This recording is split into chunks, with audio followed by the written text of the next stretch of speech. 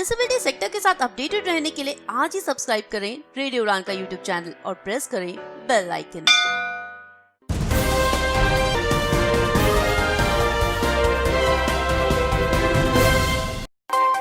नमस्कार दोस्तों, रेडियो उड़ान के शो कम्युनिटी कलर्स में आपका बहुत बहुत स्वागत है।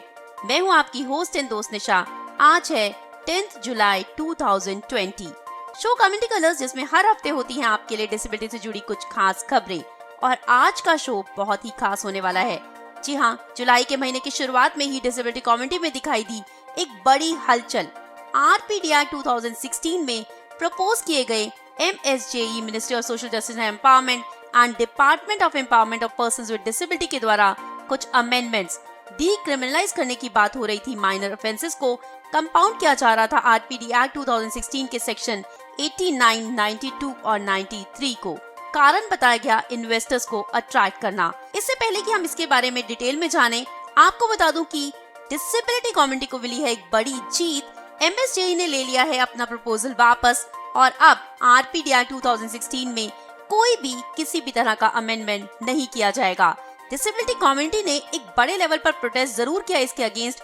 125 से भी ज्यादा ऑर्गेनाइजेशंस और डिसेबिलिटी स्टेक होल्डर्स ने साइन किया पिटीशन गवर्नमेंट के अगेंस्ट, पर अभी भी इसमें काफी मतभेद थे। कुछ ऑर्गेनाइजेशंस इस अमेंडमेंट के सपोर्ट में भी दिखाई दी। खैर, क्या थी ये अमेंडमेंट्स, क्या है सेक्शन 89, 92 और 93 में? अगर ये अमेंडमेंट्स होते तो क्या RPD एक्ट 2016 बिल्कुल कमजोर पड़ जाता? क्या RPD एक्ट 2016 के फिर कोई मायने नहीं रहते? किस तरह के चेंजेस होने वाले थे इस एक्ट में और इसका क्या इफेक्ट पड़ने वाला था? इस सभी के बारे में करेंगे आज डिटेल में बात आर ओपिनियन सेक्शन में। जी हाँ, मिस्टर दानिश महाजन हमारे लिए एक्सप्लेन करेंगे इस पूरे मसले को। शो को पूरा जरूर सुनिएगा। आज मिस बांसुरी RPD एक्ट 2016 के तहत एक्सप्लेन करेंगी इंटेलेक्चुअल डिसेबिलिटी को, जो 21 में से एक डिसेबिलिटी है। मिस्टर पुनीत सोनी, मिस बांसुरी और मैं यानी कि निशा तायल लेकर आए हैं आपके लिए डिटेल न्यूज बुलेटिन। फिलहाल समय बिल्कुल भी खराब ना करते हुए बढ़ते हैं डिसेबिलिटी न्यूज हेडलाइंस की ओर।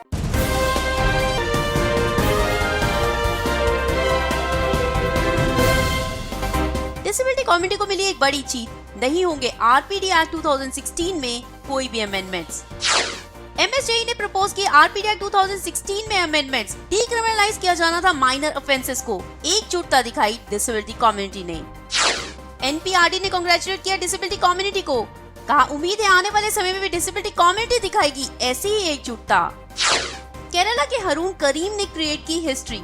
बने केरला के पहले ऐसे विजुअली इम्पेयर्ड स्टूडेंट जिन्होंने लिखे 10th के एग्जाम्स कंप्यूटर पर। हर सब्जेक्ट में स्कोर किया है A+। गोवा के रितेश वेगंकर इंस्पायर कर रहे हैं पर्सन्स विद डिसेबिलिटी को। कहा हर टनल के आखिर में होती है लाइट, होनी चाहिए विल उस अंधेरे से गुजरने की। गोवा में स्पेशल एजुकेटर्स के साथ हो रहा है डिस्क्रिमिनेशन, नहीं दी जा रही है सैलरी। इंटरवीन किया गोवा ह्यूमन राइट्स कमीशन ने। सोल्स आपको चाहिए डिसेबिलिटी एक्सपर्ट्स अपने प्रोजेक्ट रेड फ्लैग के लिए।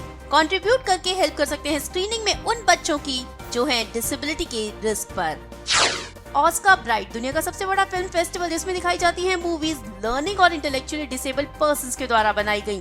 कोरोना पेंडेमिक के चलते पहली बार होगा ये फेस्टिवल ऑनलाइन। एक पर्सन विद डिसेबिलिटी भी जी सकता है इंडिपेंडेंट और सक्सेसफुल लाइफ। मिलनी चाहिए सही गाइडेंस, कहना है 39 साल के विपिन जनार्दन का, जो हैं सेरेब्रल पाल्सी के शिकार। दिल्ली बेस्ड इनिशिएटिव उमोया स्पोर्ट्स ने शुरू किया disability spark. Persons with disability के लिए है ये इंक्लूसिव स्पोर्ट्स प्रोग्राम। ये थी डिसेबिलिटी न्यूज हेडलाइंस। होगा डिटेल न्यूज बुलेटिन। बात होगी RPD एक्ट 2016 में प्रपोज्ड अमेंडमेंट्स की। बात होगी डिसेबिलिटी कम्युनिटी की जीत की।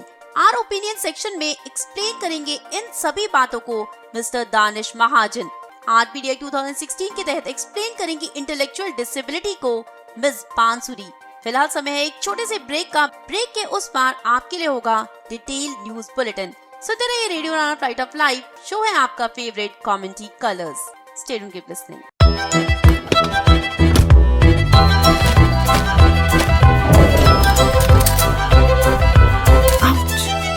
अगर चोट आसानी से लगे तो मदद भी आसानी से मिलनी चाहिए।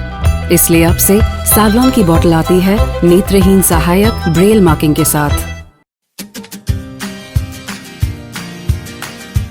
अब विंडोज पर भी पुस्तकें पढ़ना हुआ आसान, क्योंकि सक्षम ने लॉन्च किया है dolphin easy reader for Windows, a fully accessible reading app for people with dyslexia, low vision और ब्लाइंडनेस। ये ऐप sectec.in पर अवेलेबल है। इस ऐप का लाइसेंस पाने के लिए आज ही लॉगिन करें www.sectec.in और 2 दिन के अंदर पाएं इस ऐप का लाइसेंस। ज्यादा जानकारी के लिए कॉल करें 9266626368। Happy reading.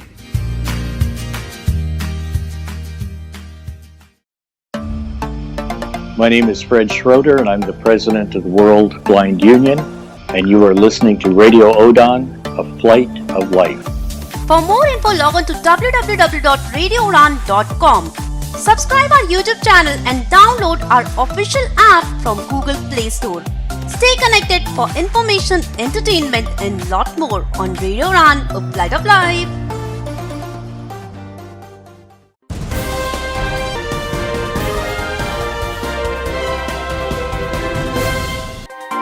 ब्रेक के बाद एक बार फिर आपका बहुत बहुत स्वागत है।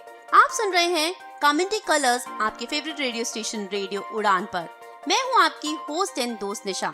जैसा कि आप जानते हैं, अब समय हो चुका है डिटेल न्यूज बुलेटिन का, तो मैं यानी कि निशा तायल, मिस्टर पुनीत सोनी और मिस बांसुरी हाजिर हैं डिटेल न्यूज बुलेटिन के साथ।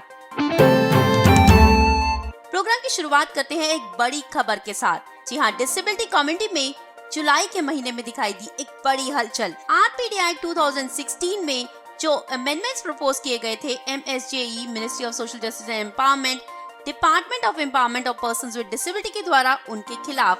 और आप सबको ये जानकर बहुत ही खुशी होगी कि डिसेबिलिटी कम्युनिटी को मिली है एक बड़ी जीत।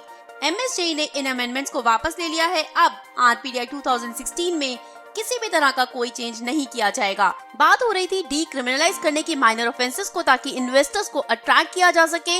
आरपीडी एक्ट 2016 के सेक्शन 89, 92 और 93 को कंपाउंड करने की। देश भर में 125 से भी ज्यादा डिसेबिलिटी ऑर्गेनाइजेशंस ने, डिसेबिलिटी के स्टेक होल्डर्स ने साइन किया पिटीशन, उठाई आवाज इस चेंज के खिलाफ। उनका कहना था कि अगर इन सेक्शंस को कंपाउंड किया गया तो आरपीडी एक्ट की पकड़, आरपीडी एक्ट के मायने खत्म हो जाएंगे। MSJE ने इस प्रपोजल को वापस लेने का कारण बताते हुए कहा कि आरपीडी एक्ट 2016 में अगर ये चेंजेस किए जाएंगे तो वो पर्सन्स विद डिसेबिलिटी के हित में नहीं होंगे। पर्सन्स विद डिसेबिलिटी के मोमेंटम को देखकर, उनके हित का ध्यान रखकर इस प्रपोजल को वापस लिया जा रहा है। जी हाँ, ये बिल्कुल सही कहा गया है कि एकजुटता से ही जीत मिल सकती है। 125 से भी ज्यादा ऑर्गेनाइजेशंस एक साथ आई तो MSJE को झुकना पड़ा और डिसेबिलिटी कम्युनिटी को मिली ये बड़ी जीत। 4 जुलाई को NPRD national platform for the rights of disabled ने इशू की थी एक प्रेस स्टेटमेंट। उनका साथ दिया 125 और ऑर्गेनाइजेशंस, डिसेबिलिटी कम्युनिटी के स्टेक होल्डर्स ने। जी हाँ, NPRD का कहना था कि अगर आरपीडी एक्ट 2016 में ये अमेंडमेंट्स किए गए तो आरपीडी एक्ट की पकड़ खत्म हो जाएगी। 1995 के डिसेबिलिटी एक्ट और आरपीडी एक्ट 2016 में कोई फर्क नहीं रह जाएगा। अगर इन अमेंडमेंट्स की बात करें तो MSJE ने प्रपोज किया था आरपीडी एक्ट 2016 के सेक्शन 89, 92 और 93 को कंपाउंड करने का, माइनर ऑफेंसेस को डीक्रिमिनलाइज करने का, ताकि इन्वेस्टर्स को अट्रैक्ट किया जा सके। MSJE ने चुना था 7 बड़ी डिसेबिलिटी ऑर्गेनाइजेशंस को और उनसे मांगे थे सजेशंस इन अमेंडमेंट्स को लेकर। उन्हें अपने सजेशंस देने थे 10 जुलाई 2020 से पहले। और ये बहुत ही खुशी की बात है कि 8 जुलाई 2020 को ही MSJE ने अपना ये प्रपोजल वापस ले लिया। NPRD का कहना था कि डिसेबिलिटी कम्युनिटी को एकजुट होकर सरकार के खिलाफ, MSJE के खिलाफ आवाज उठानी होगी। उन्हें मजबूर करना होगा अपना ये प्रपोजल वापस लेने के लिए। और NPRD ने ही सबसे पहले आकर खुशी भी जताई जब MSJE ने अपना प्रपोजल वापस ले लिया। NPRD ने ग्रैटिट्यूड दिखाया उन सभी डिसेबिलिटी कम्युनिटी के स्टेक होल्डर्स के लिए, उन सभी ऑर्गेनाइजेशंस के लिए जिन्होंने एकजुट होकर सरकार के खिलाफ आवाज उठाई, जिन सब ने मिलकर MSJE को मजबूर कर दिया अपना ये प्रपोजल वापस लेने के लिए। NPRD ने कहा कि एकजुटता से ही उन्हें ये जीत मिली है और उन्हें उम्मीद है कि आगे आने वाले समय में भी डिसेबिलिटी कम्युनिटी अगर ऐसी कोई मुसीबत आएगी तो एकजुट होकर उस मुसीबत का सामना करेगी, एकजुट होकर आवाज उठाएगी, ताकि एक बार फिर डिसेबिलिटी कम्युनिटी की झोली में आए सिर्फ और सिर्फ जीत। बेंगलुरु के 39 वर्षीय विपिन जरनादन को छोटी उम्र में सेरेब्रल पैल्सी का पता चला था। आज वे एक प्रमुख एमएनसी जनरल इलेक्ट्रिक नामक एडमिन असिस्टेंट के रूप में काम करते हैं। विपिन के सशक्त होने की यात्रा बहुत कम उम्र में शुरू हुई थी। वे साबित करते हैं कि एक विकलांग व्यक्ति कैसे सही मार्गदर्शन के साथ एक स्वतंत्र और सफल जीवन जी सकता है। जब विपिन जरनादन का जन्म हुआ उस समय सेरेब्रल पैल्सी के बारे में बहुत कम जागरूकता थी, लेकिन उन्होंने एक सफल स्वतंत्र युवा के रूप में उभरने के लिए सभी बाधाओं को हरा दिया था। अब विपिन, जो वर्तमान में जनरल इलेक्ट्रिक में एक व्यवस्थापक सहायक के रूप में काम कर रहे हैं, साबित करते हैं कि बाधाओं का सामना कैसे करें और उनसे अपने आप को स्वतंत्र कैसे बनाएं। बेंगलुरु स्थित विपिन लॉकडाउन के दौरान अपने कौशल का प्रयोग कर रहे हैं। उन्होंने अपनी एक छिपी हुई प्रतिभा को पहचाना कि वो एक अद्भुत लेखक हैं। विपिन का जन्म केरल के एक छोटे से शहर में हुआ था। जन्म के तुरंत बाद उनके माता पिता को एहसास हुआ कि उनको जल्द ही चिकित्सा सहायक की जरूरत है। चूंकि केरल में कोई भी डॉक्टर उनके पास नहीं पहुंच सकता था, इसलिए परिवार ने बेंगलुरु के किसी डॉक्टर से मदद लेने का फैसला किया, जहां एक विशेषज्ञ ने मस्तिष्क पक्षाघात के साथ विपिन का निदान किया। तब परिवार ने बेंगलुरु में बसने का फैसला किया और विपिन को सर्वोत्तम चिकित्सा सुविधाएं प्रदान की। एक विशेष स्कूल में अपनी कक्षा 10वीं और 12वीं की पढ़ाई पूरी करने के बाद विपिन ने लोक प्रशासन में स्नातक स्तर की पढ़ाई की। इस बीच उन्होंने अपने कौशल का प्रयोग किया, कुछ कार्यों में अपना हाथ आजमाया। विपिन ने तब प्रसिद्ध एमएनसी जीई में नौकरी करनी शुरू करी। उन्होंने वर्ष 2001 में ज्वाइन किया और तब से कंपनी का हिस्सा है। जब विपिन पीछे मुड़कर 18 साल के अपने सफर को देखते हैं तो वो कहते हैं कि वास्तव में उन्होंने काफी कुछ सीखा है। विपिन हमेशा एक भावुक और तामसिक पाठक रहे हैं। उन्होंने हाल ही में लेख में दिलचस्पी दिखानी शुरू करी है। गोवा स्टेट गवर्नमेंट ने क्रिएट की थी हिस्ट्री, दिया गया था teacher state award special educator को। जी हाँ, पर पर्दे के पीछे की कहानी कुछ और ही है। यहाँ पर स्पेशल एजुकेटर्स को कॉन्ट्रैक्ट बेसिस पर हायर किया जाता है और जितनी सैलरी कही जाती है उतनी सैलरी नहीं दी जाती। एक स्पेशल एजुकेटर टीचर ने बताया कि पिछले 4 साल से वो नौकरी कर रही हैं। उन्हें हायर किया गया था 35,000 सैलरी पर दिए गए 30,000। अगले साल 5,000 कम कर दिए गए, उसके अगले साल 5,000 और कम कर दिए गए। जब वो स्कूल अथॉरिटीज के पास गई, उन्होंने आवाज उठाई तो उन्हें कहा गया कि राष्ट्रीय माध्यमिक शिक्षा अभियान के तहत जो फंड्स लोकेट होते हैं वो अभी उतने नहीं है, सफिशिएंट नहीं है, इस वजह से उनकी सैलरी नहीं दी गई। यहाँ तक कि 2019 में उन्हें सैलरी दी ही नहीं गई और अब 2020 के मिडिल में हम आ चुके हैं। उन्हें अपनी सेविंग्स खर्च करनी पड़ रही है। उनका कहना है कि उनका परिवार उनकी सैलरी से चलता है। अब उनकी सेविंग्स भी खत्म होने को आ रही हैं। अवार्ड देकर हिस्ट्री क्रिएट करना तो बहुत आसान है, पर स्पेशल एजुकेटर्स के साथ डिस्क्रिमिनेशन ना होना, उसका ध्यान रखना, ये एक्चुअल में एक बहुत बड़ा इशू है गोवा में। यहाँ पर स्पेशल एजुकेटर्स के साथ डिस्क्रिमिनेशन होता है। सिर्फ उन टीचर्स के साथ ही नहीं जो कि कॉन्ट्रैक्ट बेसिस पर हायर किए जाते हैं, उन्हें ना तो प्रॉपर सैलरी दी जाती है और बाकी टीचर्स की कंपैरेटिवली उनकी सैलरी बहुत कम होती है। और वो टीचर्स जो कि परमानेंट बेसिस पर काम करते हैं, उन्हें भी प्रॉपर एटमॉस्फेयर नहीं दिया जाता, उनके साथ डिस्क्रिमिनेशन किया जाता है, उनकी सुनवाई कहीं पर भी नहीं होती। अगर बाकी टीचर्स को देने के लिए गवर्नमेंट के पास पैसे हैं तो स्पेशल एजुकेटर्स को देने के लिए क्यों नहीं। अब इस इशू पर नजर गई है Goa human rights commission GHRC की, जिन्होंने स्टेप इन किया है, जवाब मांगा है स्कूल अथॉरिटीज से, जवाब मांगा है स्टेट से कि क्यों स्पेशल एजुकेटर्स के साथ हो रहा है ये डिस्क्रिमिनेशन। स्टेट एजुकेशन डिपार्टमेंट से कहा गया है कि वो एक डिटेल रिपोर्ट सबमिट करें जिसकी लास्ट डेट है 31 जुलाई 2020।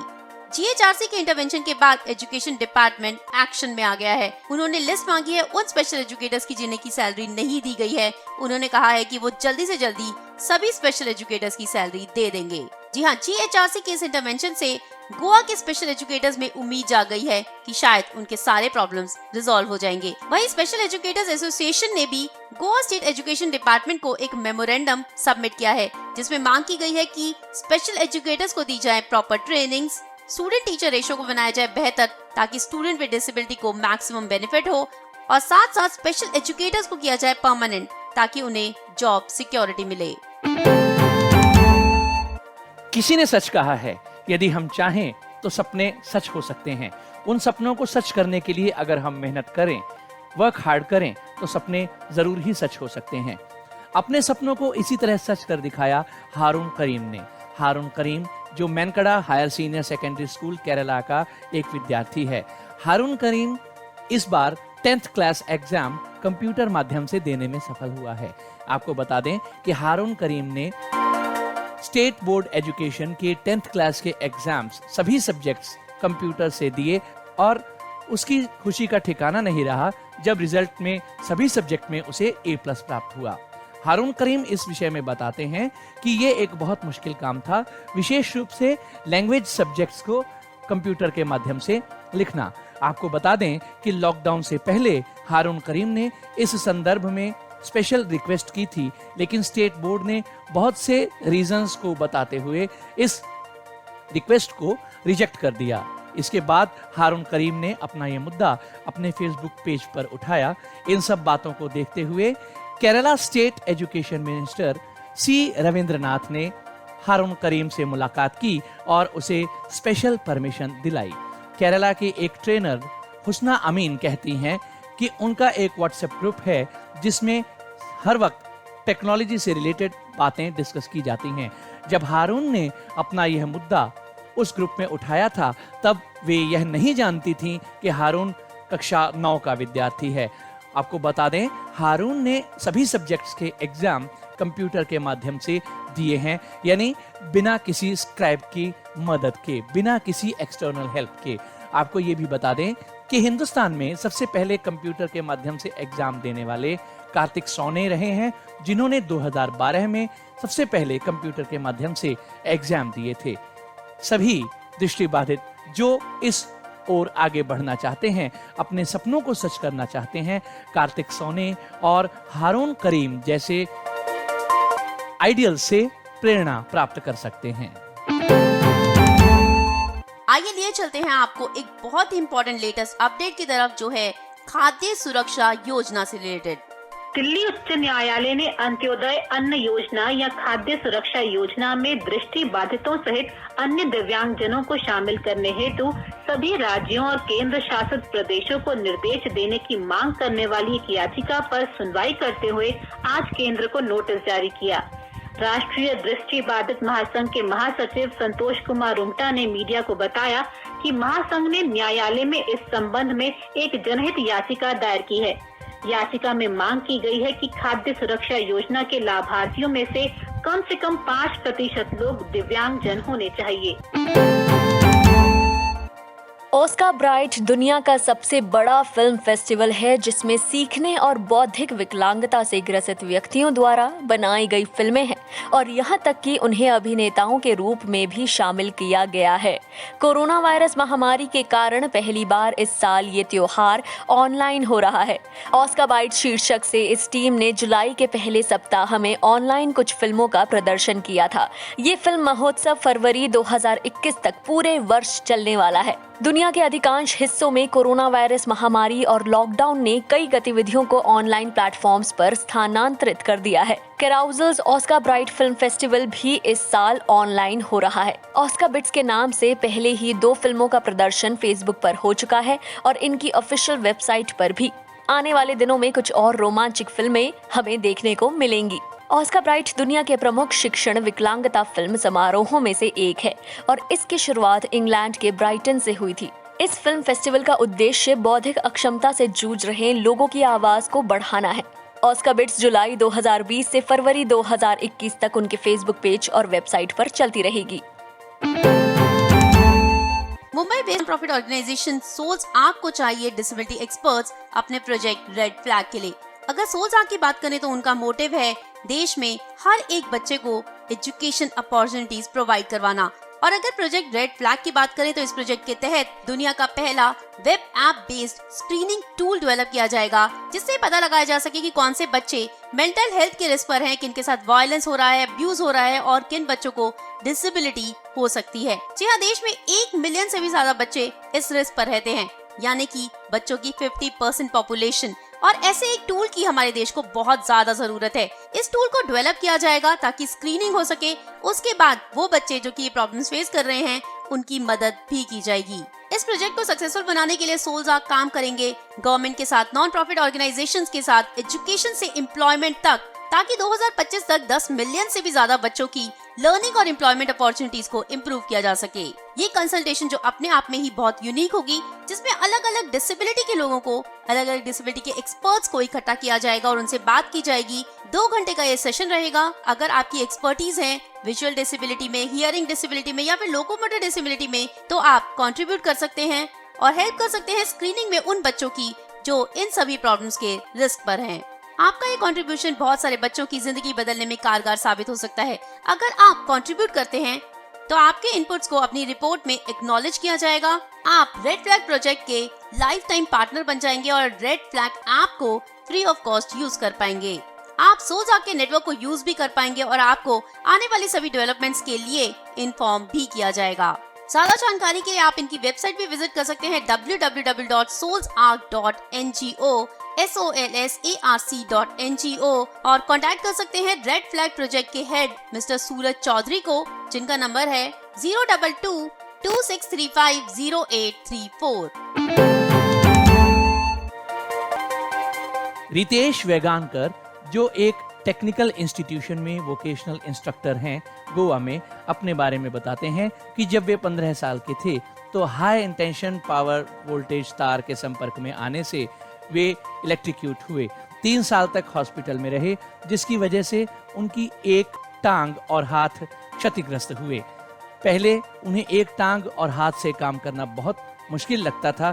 किसी की मदद के बिना वो कुछ नहीं कर पाते थे, जबकि उन्हें हमेशा एक्टिव रहने की आदत थी। यहाँ तक कि इनके पिता भी इन्हें ये नहीं बता पा रहे थे कि इनके साथ क्या हो रहा है। रितेश बताते हैं कि वे स्कूल जाना चाहते थे, लेकिन वे यह सोचते थे कि लोग उनके बारे में क्या कहेंगे, लोग उनके बारे में क्या सोचेंगे, कैसी बातें करेंगे। लेकिन वे स्कूल गए, कॉलेज गए और इंजीनियरिंग की डिग्री लेने के बाद उन्हें जर्मन में एक नौकरी ऑफर की गई और वे खुश हैं कि आज वे इंडिया टेक्निकल इंस्टीट्यूशन में वोकेशनल ट्रेनर के तौर पर काम कर रहे हैं। रितेश अपने बारे में बताते हैं कि आज वे सब कुछ कर सकते हैं। शुरू में लोग उनसे पूछते थे कि उन्हें क्या हुआ है, और जब वे उन्हें अपनी पूरी कहानी बताते तो बहुत से लोग उन्हें सपोर्ट करने की बजाय उनसे डरने लगते थे। तब रितेश बताते हैं कि उन्होंने सोचा कि अब वे लोगों के ऐसे सवालों के जवाब नहीं देंगे।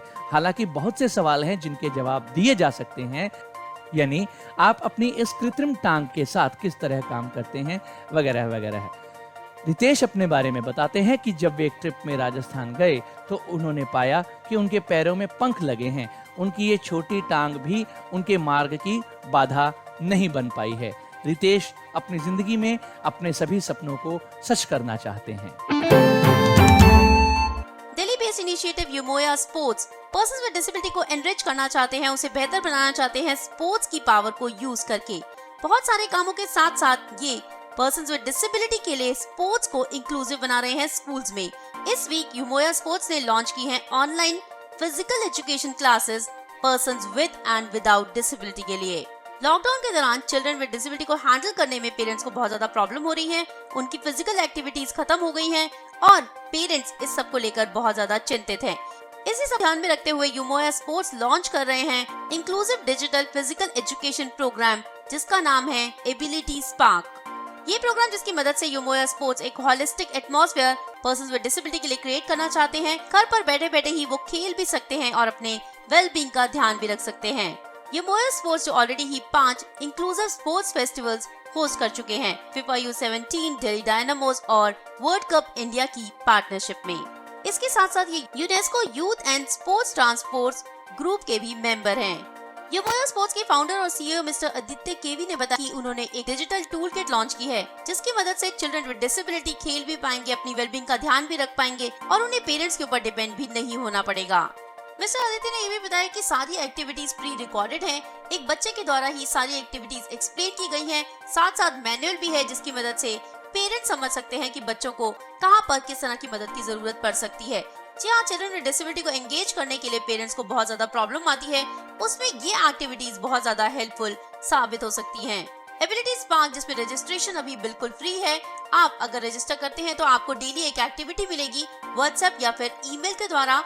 ऑलरेडी 400 से ज्यादा पेरेंट्स इसके लिए रजिस्टर कर चुके हैं और 70 से ज्यादा ऑर्गेनाइजेशंस और स्कूल्स इसका पार्ट बन चुके हैं। तो था डिटेल यूज बुलेटिन। अभी कम्युनिटी कलर्स में बहुत कुछ बाकी है। आज हम जानेंगे डिटेल में आरपीडी एक्ट 2016 में जो प्रपोज्ड अमेंडमेंट्स थे उनके बारे में, उनका क्या इफेक्ट, उनका क्या इम्पैक्ट डिसेबिलिटी कम्युनिटी पर आने वाला था, क्या लिखा है आरपीडी एक्ट 2016 के सेक्शन 89, 92 और 93 में जिन्हें किया जा रहा था अमेंड। मिस बांसुरी आज हमें बताएंगी इंटेलेक्चुअल डिसेबिलिटी के बारे में। शो को पूरा जरूर सुनिएगा। फिलहाल समय है एक छोटे से ब्रेक का, जल्दी लौट कर आते हैं। आप बने रहिए radio Udaan flight of life के साथ। Stay tuned, keep listening. नमस्कार दोस्तों, जैसा कि आप सभी जानते हैं कि कोरोना महामारी से बचने के लिए हमें अपने ऑक्सीजन लेवल पर नियंत्रण पाना बहुत ज़रूरी है। इसीलिए सक्षम आप सभी के लिए लेकर आ रहा है टॉकिंग ऑक्सीमीटर, जिसको कि हम कल यानी कि 10 जुलाई 2020 को अपने पोर्टल saktek.in, जो कि saktek.in है, वहाँ पर लॉन्च करने वाले हैं। इस डिवाइस से आप अपना ऑक्सीजन लेवल मेजर कर सकते हैं और इस मेजरमेंट के लिए आपको बहुत ज़्यादा कुछ करने की ज़रूरत नहीं है। एक बहुत छोटा सा डिवाइस है जिसको आपको अपनी फिंगर से टच कराना है और आपका जो भी ऑक्सीजन लेवल होगा वो आपको रीड करके बता देगा और आप पता लगा सकते हैं कि आपकी बॉडी में ऑक्सीजन का लेवल क्या है। और इस डिवाइस को आप हमसे 3000 रुपए में खरीद सकते हैं। बट खुशखबरी ये है कि पहले 10 ऑर्डर्स पर हम 200 रुपए की छूट दे रहे हैं और पहले 10 ऑर्डर्स 2800 रुपीज में आप लेकर जा सकते हैं। सो जल्दी से जल्दी कल जैसे ही ये लॉन्च होता है फटाफट से अपना फोन उठाइए और लैपटॉप उठाइए और ऑर्डर कर दीजिए और ले आइए ऑक्सीमीटर अपने घर। धन्यवाद। My name is Ajit Wadekar, the former captain of the Indian team. Hi there, this is Vidya Naik, former women's cricketer and also social worker. मैं Umesh Kulkarni, former Indian test cricketer. And आप सुन रहे हैं radio उड़ान, A flight of life.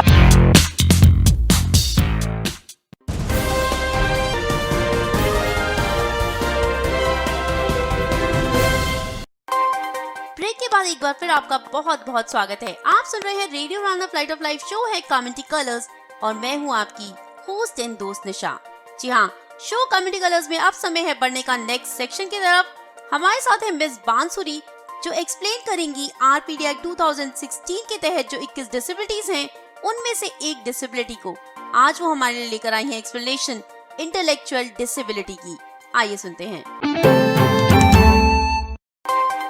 Community colours पर आप हैं मेरे यानी बांसुरी के साथ और आज आप मुझसे जानेंगे इंटेलेक्चुअल डिसेबिलिटी के बारे में, जिसे काफी पहले मेंटल रिटार्डेशन से भी जाना जाता था। इसके हिंदी में कई नाम हैं, मानसिक मंदता या फिर बौद्धिक अक्षमता। हम आज आपको बौद्धिक अक्षमता के बारे में विस्तार से समझाएंगे। ध्यान से सुनिएगा। मानसिक मंदता एक ऐसी समस्या है जो किसी के भी विकास को प्रभावित करती है। ये समस्या बच्चे के विकास वर्षों यानी कि 0 से 18 साल के दौरान प्रकट होती है। अपनी इसी अक्षमता के चलते पीड़ित सामान्य रूप से कार्य करने में भी असमर्थ रहते हैं।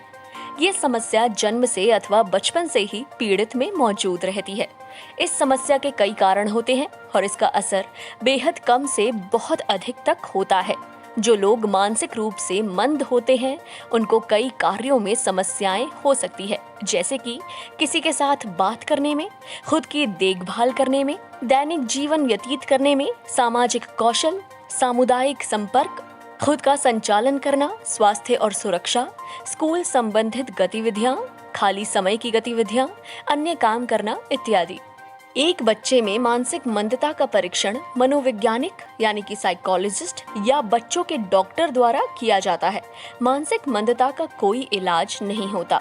मानसिक मंदता के रोगियों को विशेष देखभाल की आवश्यकता होती है और डॉक्टर उन्हीं जरूरतों को पूरा करते हुए ये सुनिश्चित करते हैं कि रोगी अधिक से अधिक सीख सके और अपने में मौजूद सक्षमताओं का पूर्ण सदुपयोग कर सके।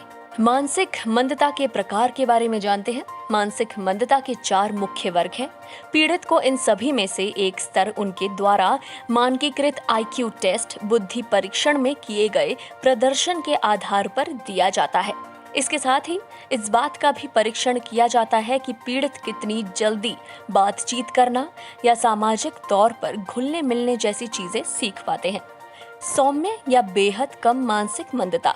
मानसिक मंदता वाले जिन लोगों के IQ स्तर की अधिकतम संख्या 55 से 69 होती है, उन्हें सौम्य मानसिक मंदता वाला माना जाता है। सौम्य मानसिक मंदता से ग्रस्त बच्चों की समस्या का पता अक्सर तब तक नहीं चल पाता जब तक वे अच्छे से अपने स्कूल के वर्षों में ना आ जाएं।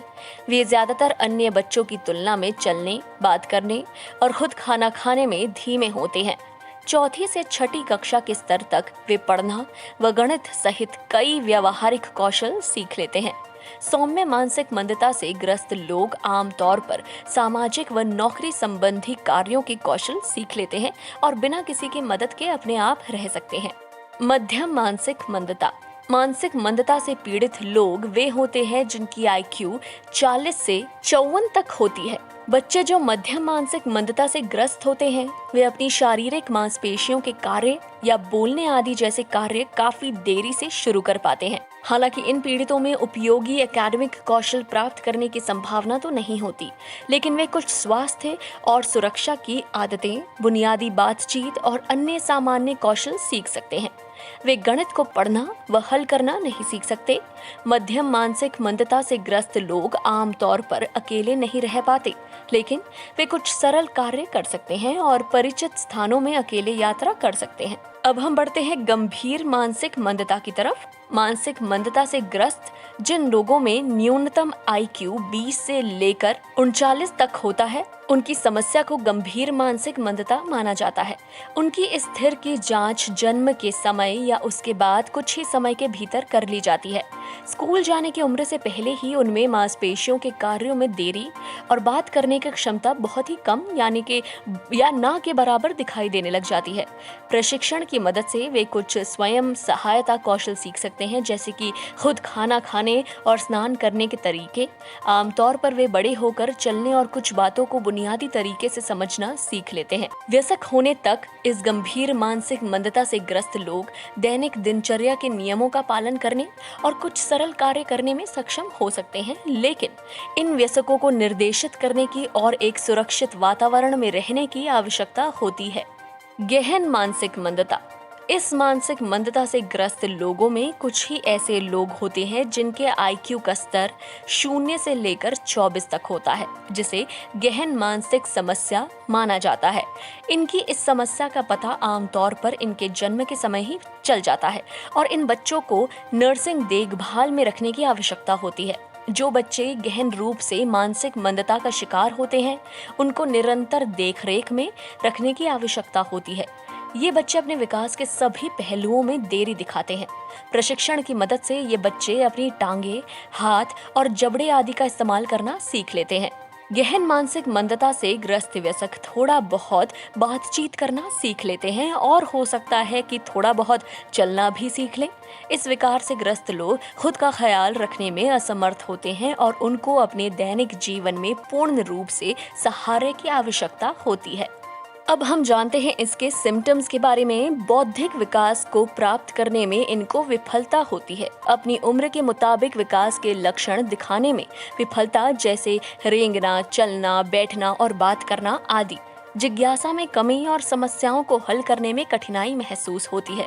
चीजें याद रखने में कठिनाई होती है। स्कूल द्वारा आवश्यक शिक्षा संबंधी मांगों को पूरा करने में असमर्थता दिखाते हैं। बच्चे जैसा व्यवहार रहना। आमतौर पर ये व्यवहार रोगी के उसके बोलने के तरीके से प्रदर्शित होता है। साथ ही सामाजिक नियमों को ना समझ पाना भी इसका एक लक्षण होता है। अगर आपको लगता है कि आपका बच्चा चलने, बोलने व अन्य मांसपेशियों संबंधी गतिविधियां करने या उन्हें सीखने में देरी कर रहा है, तो डॉक्टर को जरूर दिखाएं। अब हम जानते हैं इसके कॉजेस के बारे में। अगर किसी बच्चे के माता पिता में से कोई या दोनों ही मानसिक मंदता का शिकार है, तो बच्चे में ये स्थिति विकसित होने की संभावनाएं अत्यधिक बढ़ जाती है।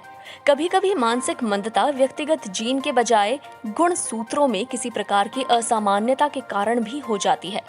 गुणसूत्र कोशिकाओं के भीतर न्यूक्लियस में एक धागे जैसी संरचना होती है जिसमें जीन स्थित होती है। डाउन सिंड्रोम मानसिक मंदता के सबसे सामान्य कारणों में से एक होता है, जो कोशिकाओं में अतिरिक्त गुणसूत्र होने के कारण होता है। मस्तिष्क कुरूपता, जैसे कि माइक्रोसेफेली या फिर हाइड्रोसेफेलस, पोषण की कमी जैसे कि आयोडीन की कमी का होना, विटामिन B9 की कमी का होना, गंभीर कुपोषण, पदार्थों का दुरुपयोग जैसे कि शराब, निकोटीन, सिगरेट, कोकेन, हानिकारक पदार्थों के संपर्क में आना जैसे कि प्रदूषण, भारी धातुएं, हानिकारक ड्रग्स, रेडिएशन, RH इनकम्पैटिबिलिटी।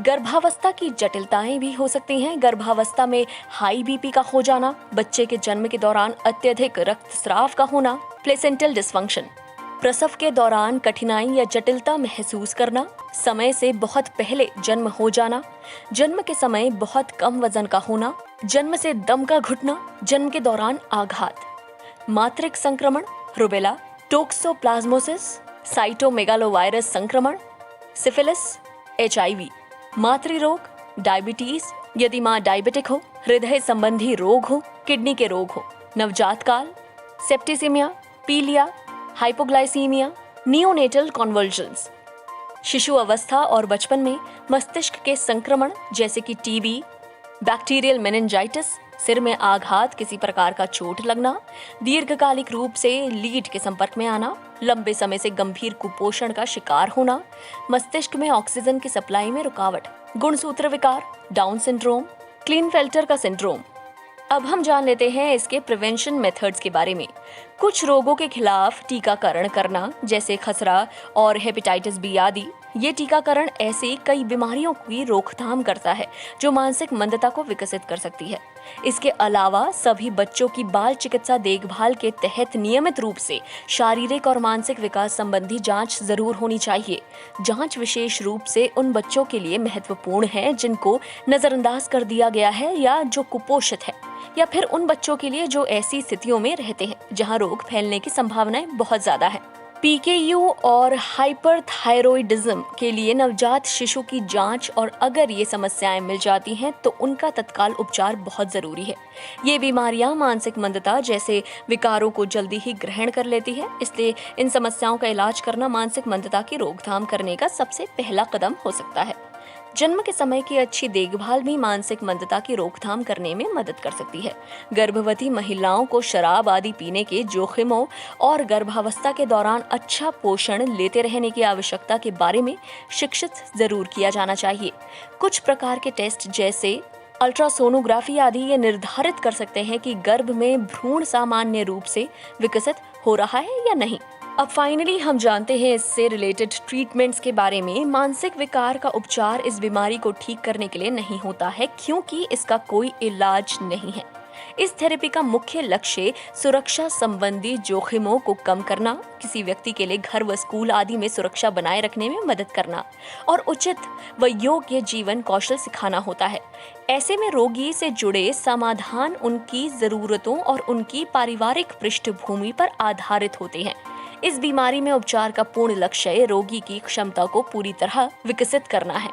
मानसिक मंदता के बारे में जितना हो सके उतना जानने की कोशिश करें। इसके बारे में आप जितनी जानकारी प्राप्त करेंगे, आप अपने बच्चे को उतनी ही अच्छे से सहायता कर पाएंगे।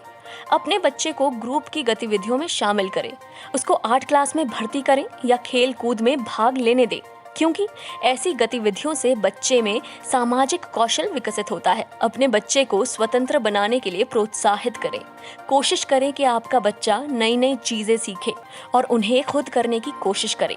आवश्यकता पड़ने पर ही बच्चे को मार्गदर्शन दें और अगर वो कुछ अच्छा करता है या कोई नई चीज सीखता है तो उस पर अच्छी सकारात्मक प्रतिक्रिया दें। किसी अन्य मानसिक मंदता के ग्रस्त बच्चे के माँ बाप को मिलें और उनसे बातचीत करें। वे आपके लिए सलाह और भावनात्मक समर्थन का एक बड़ा स्रोत हो सकता है। आपके बच्चे के टीचर से संपर्क बनाए रखें और बच्चे की गतिविधियों में शामिल रहें।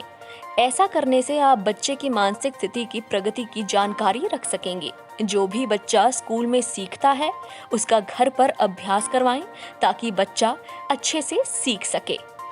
तो आज हमने जाना इंटेलेक्चुअल डिसेबिलिटी के बारे में, यानी कि मानसिक मंदता। अगले हफ्ते वापस से मुलाकात होगी, तब तक सुनते रहें रेडियो उड़ान, अ फ्लाइट ऑफ लाइफ। उम्मीद है आपको इन्फॉर्मेशन बहुत पसंद आई होगी। आपको कुछ नया जानने को, कुछ नया सीखने को जरूर मिला होगा।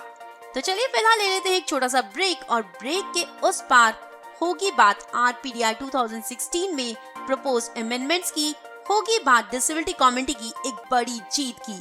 आर ओपिनियन सेक्शन में मिस्टर दानिश महाजन करेंगे एक्सप्लेन इस सारे मसले को डिटेल में, तो बने रहिए radio on flight of life के साथ। फिलहाल समय है एक छोटे से ब्रेक का। ब्रेक के उस पार मिलते हैं इस हफ्ते की डिसेबिलिटी कम्युनिटी की एक बड़ी खबर के साथ। Stay tuned keep listening. Hello, नमस्कार, आदाब। मैं हूं पारसनाथ फ्लोटिस, म्यूजिक कंपोजर सिंगर, और आप सुन रहे हैं रेडियो उड़ान a flight of life.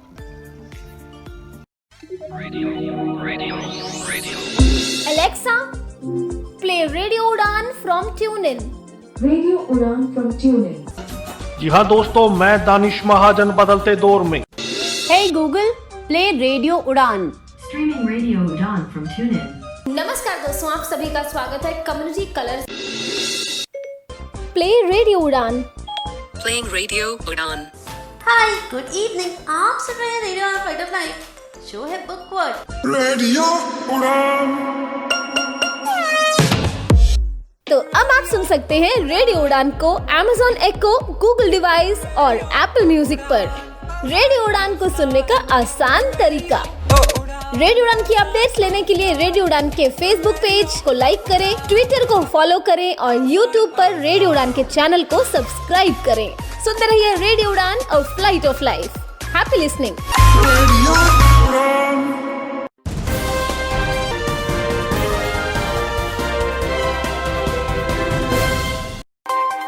Welcome back दोस्तों। ब्रेक के बाद आपका एक बार फिर बहुत बहुत स्वागत है। मैं हूं आपकी होस्ट एंड दोस्त निशा। आप सुन रहे हैं रेडियो उड़ान a flight of life. Show है कम्युनिटी कलर्स। अब समय है बढ़ने का आर ओपिनियन सेगमेंट की तरफ। आज आर ओपिनियन सेगमेंट में हमारे साथ है मिस्टर दानिश महाजन, लेकर एक बहुत ही इंपॉर्टेंट टॉपिक आरपीडी एक्ट 2016, जो डिसेबिलिटी कम्युनिटी का पिलर है, जिससे बहुत ज्यादा उम्मीदें हैं पर्सन्स विद डिसेबिलिटी को। उसमें कुछ अमेंडमेंट्स प्रपोज की गई थी गवर्नमेंट के द्वारा, जिस पर हुआ था एक लार्ज स्केल प्रोटेस्ट, पर गवर्नमेंट ने इन अमेंडमेंट्स को रिवर्स कर दिया है। अब आरपीडी एक्ट 2016 में कोई भी चेंजेस नहीं होने वाले। ये चेंजेस क्या थे, इनका क्या इफेक्ट होने वाला था, डिसेबिलिटी कम्युनिटी को इन चेंजेस के होने से किस तरह का नुकसान हो सकता था और ना होने पर कितना फायदा होगा, इस सभी डिटेल इंफॉर्मेशन के साथ हैं हमारे साथ मिस्टर दानिश महाजन। आइए सुनते हैं। जी हाँ दोस्तों, नमस्कार। कम्युनिटी कलर की सेगमेंट अवर ओपिनियन या हमारी राय में आपका बहुत बहुत स्वागत है। जुलाई का महीना डिसेबिलिटी सेक्टर के लिए बहुत हलचल वाला रहा। 1 जुलाई को ministry of social justice and empowerment ने एक नोटिफिकेशन निकाली, जिसमें उन्होंने आरपीडी एक्ट में जो ऑफेंसेस से रिलेटेड सेक्शंस हैं 89, 92 एंड 93, उसको डीक्रिमिनलाइज करने की बात कही और आरपीडी एक्ट में अमेंडमेंट्स को प्रपोज किया। जैसे ही ये खबर आई, कम्युनिटी में हलचल मच गई और कुछ लोग इसके पक्ष में और कुछ लोग इसके विपक्ष में आ गए। आरपीडी एक्ट पास होने के बाद ये पहला मौका था जब आरपीडी एक्ट पर बहुत व्यापक स्तर पे बातचीत होनी शुरू हुई। 1 जुलाई को ये नोटिफिकेशन ऑफिशियली 7 ऑर्गेनाइजेशंस को भेजी गई, जिसमें NFB, NAB India, I job, नेड, एनसीपी, ईडीपी, अमर ज्योति, ये तमाम ऑर्गेनाइजेशंस थी। 10 जुलाई तक का सबके पास समय था। फिर हमने केवीएस राव सर से इंटरव्यू की, जो डायरेक्टर हैं डिसेबिलिटी डिपार्टमेंट के एमएसजे में। उन्होंने ये बताया कि अभी गवर्नमेंट इस पे विचार कर रही है, इस सजेशंस के बाद फैसला लिया जाएगा, हो सकता है इसको वापस कर लिया जाए। अब सवाल ये है कि 89, 92 और 93 की बात क्यों आई? इंडिया की जो एपेक्स इंडस्ट्रियल बॉडी है, उसने 37 एक्ट को प्रपोज किया गवर्नमेंट के सामने और कहा कि इसमें माइनर ऑफेंस को डीक्रिमिनलाइज कीजिए। इसके 2 तर्क दिए गए, इन्वेस्टमेंट को अट्रैक्ट करना और ईज ऑफ डूइंग बिजनेस के सिद्धांत पर, कि भारत की इकोनॉमी को बूस्ट करने के लिए आप इन एक्ट्स को, जिनमें LIC act, payment and settlement act, scheme act, ऐसे कई एक्ट थे, 37 एक्ट जैसे मैंने आपको बताया, आरपीडी उसमें नहीं था। ये बात डिसेबिलिटी सेक्टर को खट गई कि जब जो गवर्नमेंट या इंडस्ट्री, जो इंडस्ट्रियल बॉडी है CII, उसने जब आरपीडी एक्ट को उसमें नहीं रखा, तो फिर MSJI इसको आरपीडी एक्ट को खुद से क्यों ला रही है? फिर ऑर्गेनाइजेशंस ने इस पर मंथन करना शुरू किया एनपीआरडी समेत 125 लोगों ने एमएसजेई को अपनी नाराजगी जाहिर करते हुए अपनी लेटर भेजी। एनएफबी इसके पक्ष में थी, उन्होंने कई सजेशंस दिए और इसके पक्ष में किए। अब सवाल यह है कि आप पूछेंगे भैया आपने इतना तो बता दिया, अब ये तो बता दो 89, 92, 93 है क्या। चलिए तो सबसे पहले समझते हैं 89, 92 और 93 को। 89 सेक्शन जो आरपीडी एक्ट का कहता है, if any person contravenes any of the provision of RPD act, तो ये पनिशबल है। यानी अगर कोई इसमें कही गई जो बातें हैं उसको नहीं मानता तो उसको फाइन लग सकता है। अब आइए एग्जाम्पल के साथ समझते हैं। जैसे सपोज कीजिए आप किसी गवर्नमेंट ऑफिस में काम करते हैं और आपको असिस्टिव डिवाइस चाहिए, आपने हेड ऑफिस को लिखा, उन्होंने मना कर दिया, तो आप इस केस में 89 को यूज करके केस कर सकते हैं। या फिर कोई बिल्डिंग जहाँ कोई गवर्नमेंट ऑफिस एक्सेसिबल नहीं है, आप उसको लेकर भी कंप्लेन कर सकते हैं। ये तो था 89। 92 क्या है? 92 सेक्शन ये कहता है अगर किसी भी पब्लिक प्लेस पे या पब्लिक व्यू में आपके साथ किसी तरह की ह्यूमिलेशन होती है, आपकी कोई इंसल्ट करता है, आपको कोई डराता धमकाता है, तो 92 उस पे लगेगा, जिसमें सजा का प्रावधान है, साथ ही साथ फाइन का भी। 93 है if anybody fails to furnish any information, यानी आप किसी से कोई इंफॉर्मेशन मांगते हैं वो आपको नहीं देता, या फिर कोई ऑर्गेनाइजेशन या गवर्नमेंट डिपार्टमेंट क्लेम करता है कि उन्होंने इतना पैसा लगाया है स्कीम के ऊपर और आप उससे उसका डेटा मांगते हो, ही और she fails to provide that data, तो उसके ऊपर ये धारा लगती है। इसमें भी सिर्फ फाइन का प्रावधान है, यानी 89 और 93 में फाइन का प्रावधान है, 92 में सिर्फ सजा का प्रावधान है। अब गवर्नमेंट क्या कर रही थी? अब गवर्नमेंट चाहती थी कि इसके लिए एक 95A नाम का सेक्शन इंक्लूड किया जाए जिसमें कंपाउंडिंग की ऑप्शन दी जाए। क्या होती है कंपाउंडिंग? कंपाउंडिंग ये होती है अगर कोई कंप्लेन करता है, उसके बाद पहले तो CCPD chief commissioner of persons with disability उन्हें कहेगा कि भैया जो कंप्लेन है उसकी रेमेडी दे। रेमेडी के बाद वो जो कंप्लेनेंट है उसको बोलेंगे कि आप इनसे बातचीत करके इसको सॉर्ट आउट कर लीजिए, जो भी फाइन लगाता है सीसीपीडी वो आप लोग मिलकर डिसाइड कर लीजिए और इसका निपटारा कर लीजिए। यानी इसे हम सेटलमेंट कहते हैं। अगर मैं पंजाबी में बात करूं तो इसे राजीनामा कहते हैं। बहुत सारी स्टेट में जब भी कोई लड़ाई झगड़ा होता है या 420 का केस लगता है चीटिंग का, तो उसमें भी हमने देखा है कि राजीनामा हो जाता है। तो ये थी। अब इस पे ऑर्गेनाइजेशंस का विरोध क्या था? अब विरोध ये था कि गवर्नमेंट इस एक्ट को डिल्यूट कर रही है। उसका सबसे बड़ा कारण ये था कि जब हमारी एपेक्स बॉडी जो इंडस्ट्रियल की है CII, उसने जब इस एक्ट को उसमें इंक्लूड नहीं किया तो MSJI इसको खुद से क्यों ला रहा है? एक ये। दूसरा उन्होंने कहा कि इससे इन्वेस्टमेंट का कोई लेना देना है नहीं, खास तौर पे 92 का, तो इसको क्यों चेंज कर रहे हैं? तो इस पर व्यापक मात्रा में इस पर विरोध हुआ। कुछ लोग पक्ष में भी थे, हालांकि ज्यादातर लोग इसके विपक्ष में थे। फाइनली 8 जुलाई शाम को ऐसी खबरें आनी शुरू हुई कि गवर्नमेंट ने MSJI ने विड्रॉल कर लिया है इन अमेंडमेंट्स को, यानी इस एक्ट के साथ कोई छेड़छाड़ नहीं की जाएगी, जैसे पहले की तरह है वैसे ही ये रहेगा। जैसा कि डायरेक्टर डिसेबिलिटी डिपार्टमेंट MSJI के राव साहब ने हमें हमारे शो में कहा था, तो उन्होंने अपनी इस बात को कहीं ना कहीं सिद्ध किया कि अगर स्टेक होल्डर इसके पक्ष में नहीं होंगे तो इसे विड्रॉल किया जा सकता है। तो उन्होंने ये किया ऑन रिकॉर्ड। 9 जुलाई को ऑफिशियल नोटिफिकेशन आ गई, तो इससे डिसेबिलिटी सेक्टर ने अपनी यूनिटी बताया है और गवर्नमेंट को अपनी यूनिटी के आगे झुकने वाली बात भी कही है। कुल मिला के डिसेबिलिटी सेक्टर मुतमईन है, जो अमेंडमेंट को विड्रॉल कर लिया गया उससे खुश है, क्योंकि अब अमेंडमेंट्स को विड्रॉल कर लिया गया है तो इसके ऊपर हमारी राय का कोई मतलब बनता नहीं है। लेकिन आप कमेंट बॉक्स में अपनी राय जरूर रख सकते हैं कि इसे रखना चाहिए या नहीं। इसको बहुत अच्छे से समझने के लिए संडे को जो हमारा बदलता दौर आता है 9 बजे, उसमें हम डिटेल्ड इन सेक्शंस के बारे में बात करेंगे बहुत ही रेप्यूटेड रिस्पेक्टेड पर्सनैलिटी के साथ या पर्सनैलिटीज के साथ। आपको समझाएंगे कि आप इसका इस्तेमाल कैसे कर सकते हैं, ये सेक्शंस है क्या आपको कोर्ट में जाना है या सीसीपीडी में जाना है, क्या सिर्फ स्पेशल कोर्ट में जाना है। तमाम सवाल जो होंगे आपको एजुकेट करेंगे हम इनको लेके, और ये बहुत जरूरी है, आप सभी को इसके बारे में नॉलेज होनी चाहिए, ये हम सबकी एम्पावरमेंट के लिए बहुत जरूरी है। तो फिलहाल अवर ओपिनियन में इतना ही, धन्यवाद। अगले सप्ताह फिर बात होगी। पिछले सप्ताह मैंने आपसे प्रॉमिस किया था कि मैं आपको NHFDC के बारे में बताऊंगा, लेकिन ये मेजर इवेंट था, तो अगले सप्ताह बात करेंगे NHFDC के ऊपर, अगर बहुत मेजर कोई इंसिडेंट नहीं आता मीनवाइल। धन्यवाद। आज के शो में इतना ही। उम्मीद है आपको ये शो बहुत पसंद आया होगा, आपको कुछ नई जानकारियाँ जरूर मिली होंगी। जी हाँ, अगले हफ्ते हम एक बार फिर हाजिर हो जाएंगे कुछ और डिसेबिलिटी से जुड़ी खास खबरों के साथ। RPDI 2016 के तहत एक और डिसेबिलिटी को करेंगे एक्सप्लेन मिस बांसुरी और mister Danish Mahajan. Our opinion section में रूबरू होंगे आपके साथ एक और नया टॉपिक लेकर।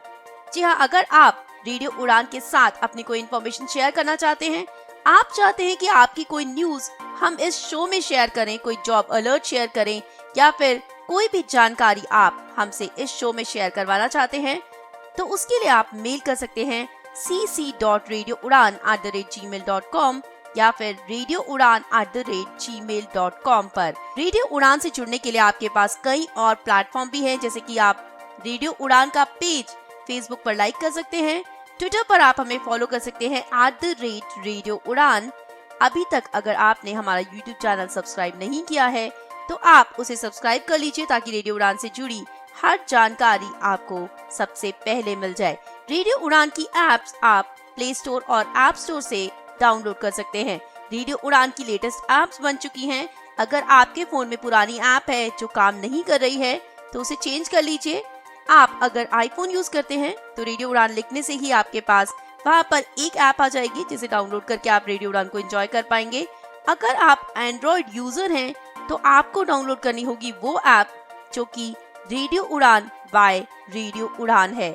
जी हाँ, पुरानी ऐप को अपने फोन में से निकाल दीजिए, नई ऐप को इंस्टॉल करके एंजॉय कीजिए रेडियो उड़ान के सभी शोज।